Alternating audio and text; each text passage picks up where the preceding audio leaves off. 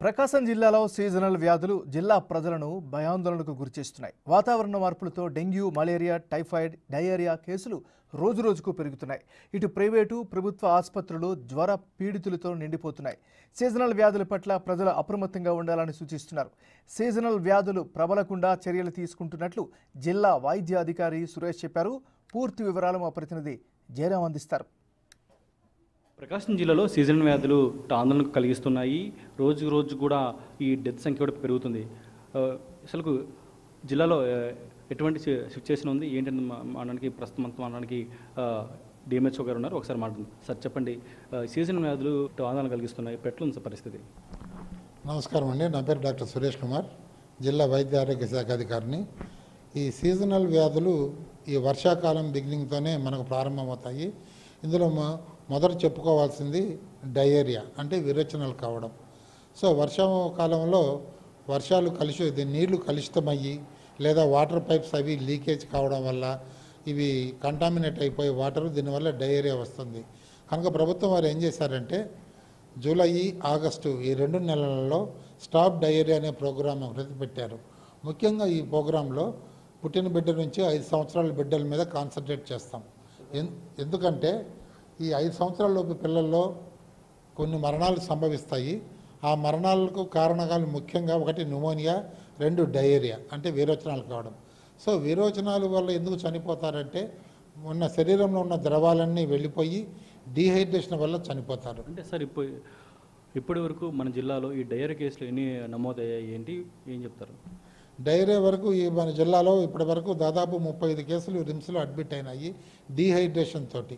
అవన్నీ డిశ్చార్జ్ అయ్యి ట్రీట్మెంట్ తీసుకొని అవి వెళ్ళిపోయినారు. తర్వాత మనకు అక్కడక్కడ స్పొరాడిక్గా వచ్చిన కేసులు దాదాపు 700 కేసుల దాకా డయేరియా కేసులు నమోదైనాయి. ఇంకోటి ఈ డెత్ కేసులు ఉన్నాయి కదా, ఈ డెత్ కేసులు ఏ రోగాలు వచ్చాయి ఏంటి వాళ్ళకి? డెత్ కేసులు అనేటివి డయేరియా వల్ల రాలేదు. యాక్చువల్గా డెంగీ కేసుల వల్ల డెత్లు 1, 2, 3 రిపోర్ట్ అయినాయి.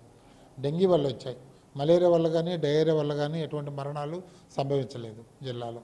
డెంగీ కేసులు ఇప్పుడు ఎన్ని ఉన్నాయి సార్ మామూలుగా మన జిల్లాలో ఏంటి? డెంగీ కేసులు ఏప్రిల్ నుంచి ఈ జూలై వరకు దాదాపు 135 కేసులు వచ్చాయి. 135 కేసులు కూడా ఎక్కువగా మనకు పొదిలి, దర్శి, దొనకొండ ప్రాంతంలో రావడం జరిగింది. సో అక్కడ ప్రత్యేకమైన శ్రద్ధ తీసుకొని వైద్య ఆరోగ్య శాఖ ద్వారా అన్ని నివారణ చర్యలు చేపట్టాం. అంటే ఇప్పుడు ఎటువంటి చర్యలు తీసుకుంటున్నారు? ఇటు గ్రామాలలో పబ్లిక్ ఎటువంటి అవగాహన మీరు అన్నప్పుడు ఏర్పాటు చేస్తున్నారంటే? ఫస్ట్ మేము చేయాల్సింది ఏంటంటే డెంగీ కానీ మలేరియా కానీ ఫీవర్ సర్వే.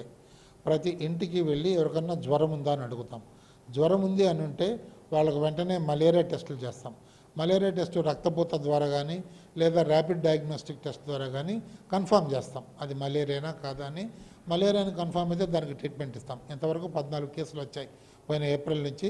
ట్రీట్మెంట్ అన్ని చోట్ల లభ్యత ఉంది. ప్రతి ప్రాథమిక ఆరోగ్య కేంద్రంలో దీనికి ట్రీట్మెంట్ అనేది ఉంది. సో మలేరియా వలన అంత ప్రాబ్లం ఏం లేదు. డెంగీ కేసులు 135 కేసులు అయినాయి. దీనికి స్పెసిఫిక్ ట్రీట్మెంట్ ఉండదు, ఎందుకంటే ఇది వైరస్ వల్ల వస్తుంది.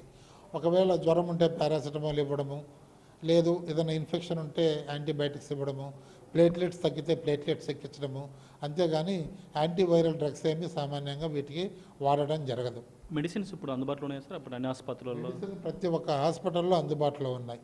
అట్లాగే యాంటీ లార్వల్ మెజర్స్, లార్వా అనేది పెరగకుండా ఏం చేయాలి అనేది అబేట్ సొల్యూషన్ కానీ, అట్లాగే దోమలు రాకుండా ఫాగింగ్ అనేది కానీ కూడా అది కూడా చేయడం జరుగుతూ ఉంది. ఎక్కడన్నా డెంగీ కేసు కానీ మలేరియా కేసు కానీ వస్తే చుట్టుపక్కల ఉన్న 100 ఇండ్లను మేము సర్వే చేసి అక్కడ స్ప్రేయింగ్ చేయిస్తాం. ఇండోర్ రెసిడ్యువల్ స్ప్రేయింగ్ చేస్తాం.